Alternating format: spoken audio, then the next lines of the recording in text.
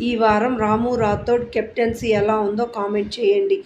Big boss rules ప్రకారం పర్ఫెక్ట్గా captain అంటే ఎలా ఉండాలో రాము రాథోడ్ చూపించాడు. అందరికీ సమన్యాయం చేశాడు. అందువల్ల ఇంట్లో కొంతమందికి నచ్చకపోయినా సరే తను అనుకున్న సిద్ధాంతాలకి బిగ్ బాస్ చెప్పిన రూల్స్ని యాజ్ టీజ్గా ఫాలో అయ్యాడు. సంచాలకుగా కూడా రైట్ డెసిషన్సే తీసుకున్నాడు. ఒక లూపోల్ అంటే భరణి గారు శ్రీజ విషయంలో డెమాన్ పవన్ భరణి గారి విషయంలో కొంచెం పక్షపాతం చూపించాడు. ఆ ఒక్క విషయం తప్పితే అన్ని విషయాల్లో రాము రాథోడ్ పర్ఫెక్ట్.